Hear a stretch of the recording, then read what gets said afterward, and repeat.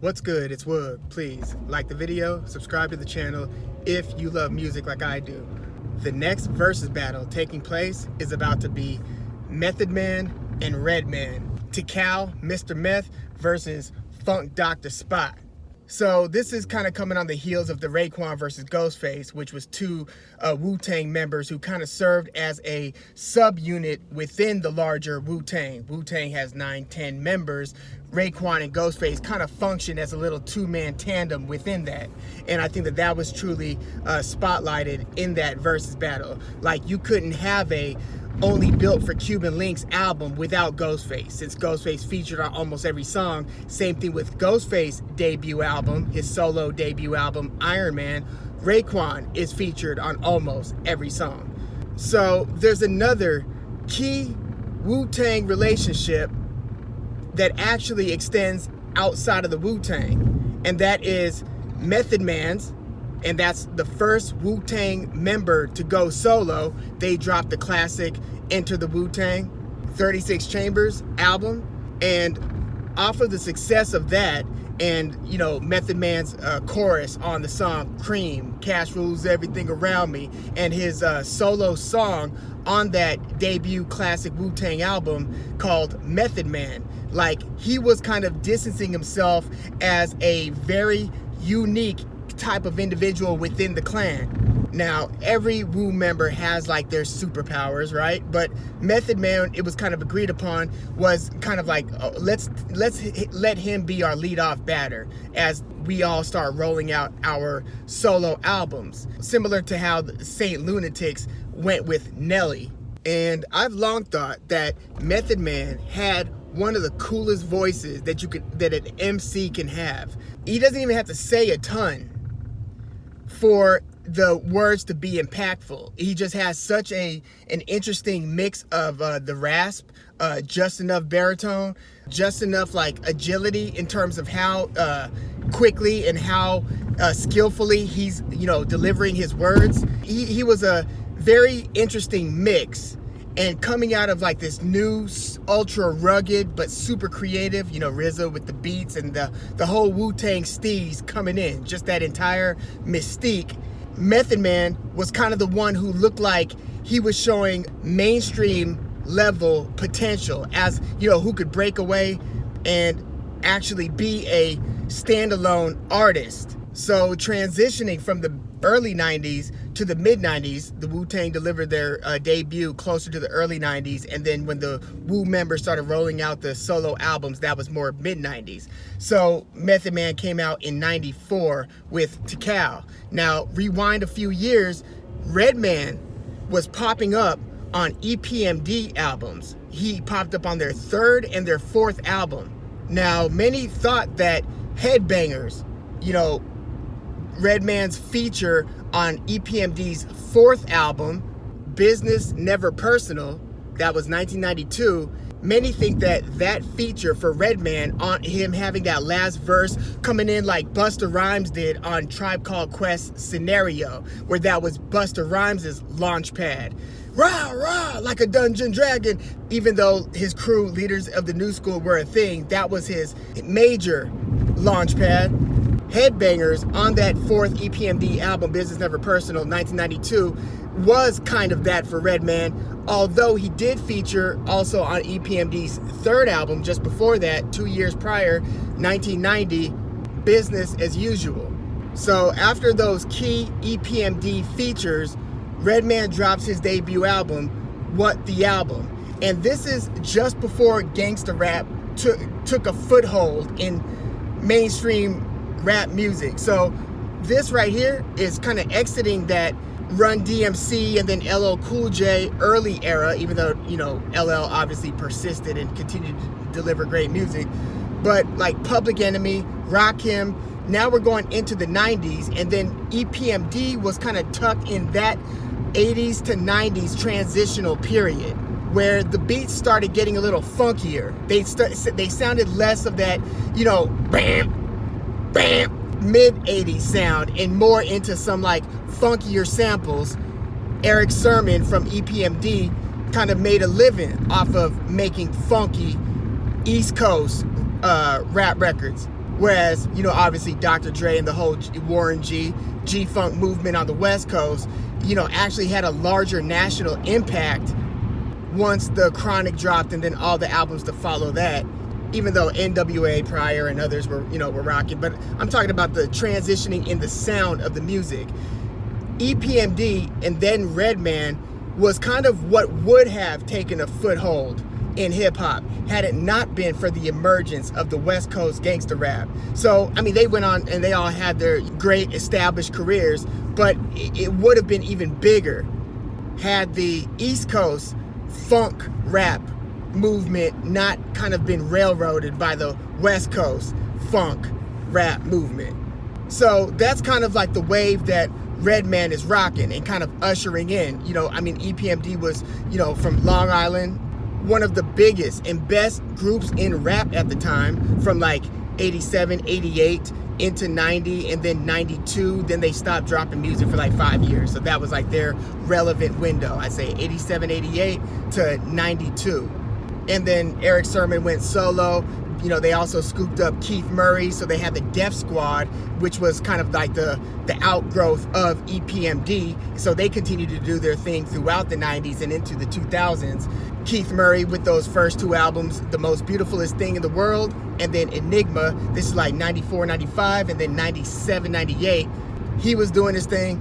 But Redman was about as big and relevant and important a rapper throughout that whole early 90s to mid 90s, even into the late 90s period. But certainly, like for instance, Complex Magazine. Complex does this every year. They'll give you their best rapper alive for that year, and then they'll give you a couple runner-ups. Redman was their best rapper alive in 1992. That's the year that Redman featured on The Headbangers, the EPMD song, and dropped his solo debut album, What the Album. So this was Red's moment. Like if you look at like the Arsenio Hall show and the type of artists that would come out and be featured, it was the Tribe Called Quest era on the East Coast, and this was pre-Illmatic, so nobody knew about Nas. This is pre-Enter the Wu Tang 36 Chambers, so nobody knew about Wu Tang. This was Redman's moment. He was the emerging hottest rapper in the game, taking it by storm. You know, Busta Rhymes didn't drop his debut album, The Coming, with Woo-ha, I got you all in check. That wasn't until 96, 4 years later. So 92, Redman's moment, drops What the Album.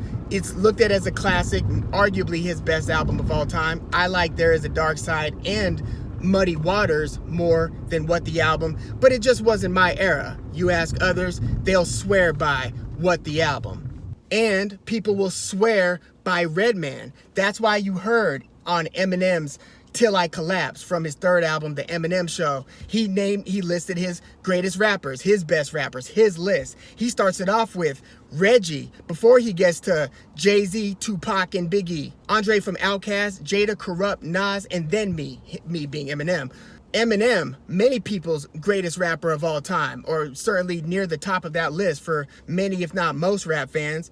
He kicks his list off with Reggie, Noble. That's Redman. So Redman is such a key MC, and if you listen to just his natural ability when he goes into a verse and the charisma behind the voice, he just makes hip-hop sound so damn fun. So damn fun. He has psychedelic references. There were a lot of like funk and just kind of P-Funk, George Clinton types of characters that he would build throughout the songs.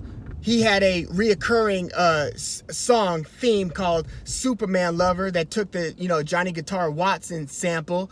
There would be a Superman Lover Part 1, Part 2, Part 3. So every Redman album would have its new Superman Lover version, similar to how DJ Quick would have a Quick's groove throughout his first several albums, where it was just like a jazz instrumental. But Redman's whole steez and delivery and voice and just the character, it makes hip hop sound and feel fun. So him from New Jersey, and he was a part of this wave of New Jersey at the time that featured like Naughty by Nature and others. New Jersey was on the map in a real way in hip hop around this time. And so Redman starts the tandem with Method Man they start featuring on each other's music, and then there's a soundtrack.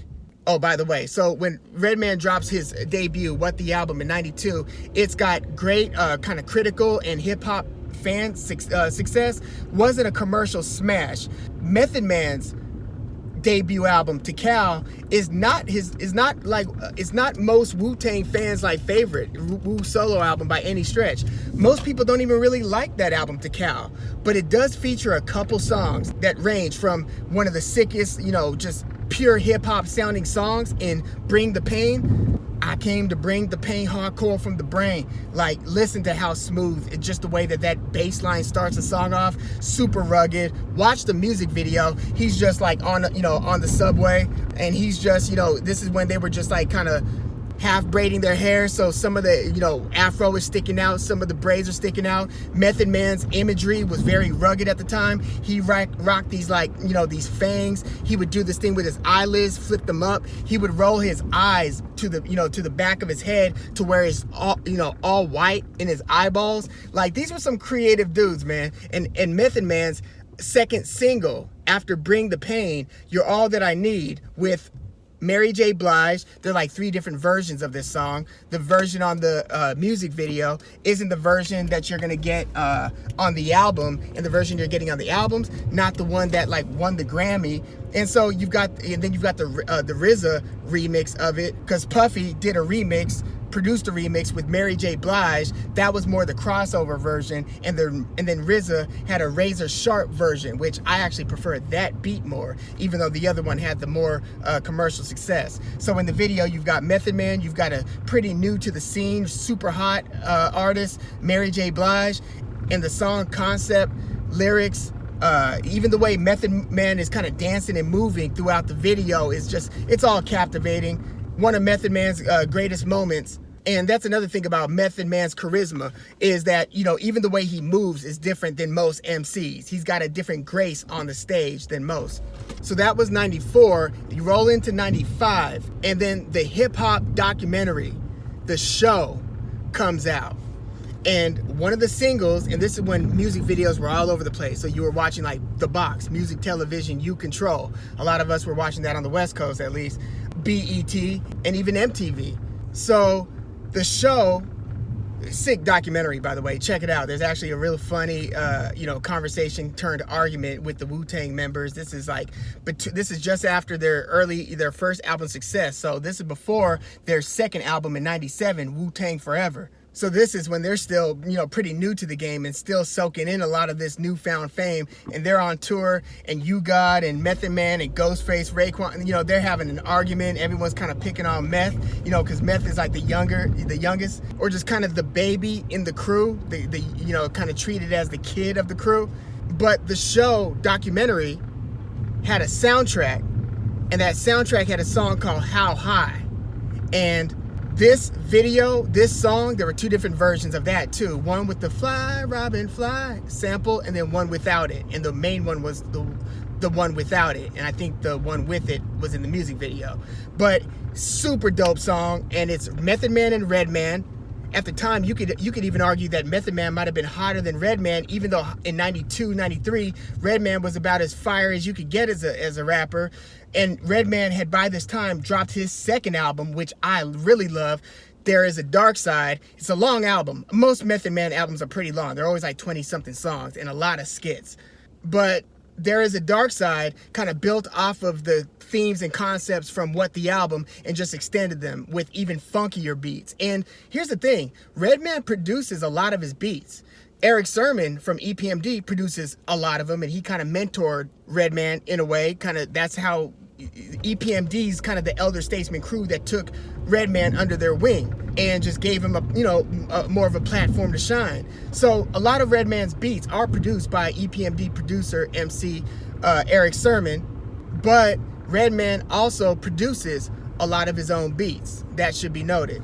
But There Is a Dark Side, sick album. That's 94, going to 95, that's when The Show drops. And that's where it almost became like a hip-hop marriage, that song. But seeing Method Man and Redman together in the same video, trading bars, and this is when they were just going back and forth. It wasn't like one dude with the verse, then the chorus. and then the next dude with the verse, chorus. No, this was, you know, kicking 4 lines here, kicking 8 lines here.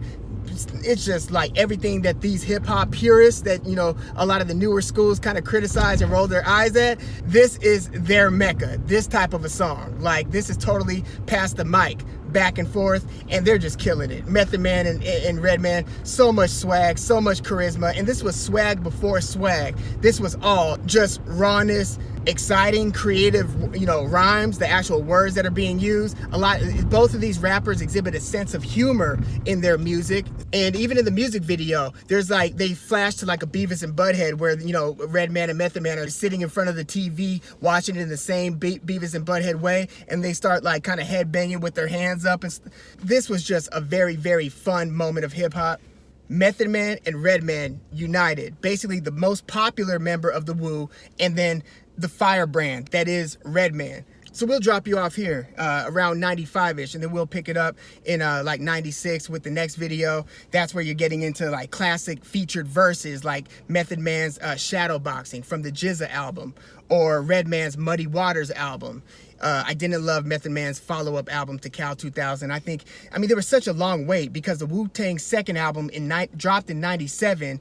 Method Man had the verse in Triumph that was high profile, where he's riding in the motorcycle with the blood clot. I smoke pot, and and obviously the shadow boxing feature verse. And we'll also get into why Method Man's solo career kind of fell short in terms of how embraced album by album his catalog is. How many people really mess with Tical? How many people just swear by Tical 2000, Judgment Day? Like, I just feel like the albums, for whatever reason, kind of missed the mark. We could get into that.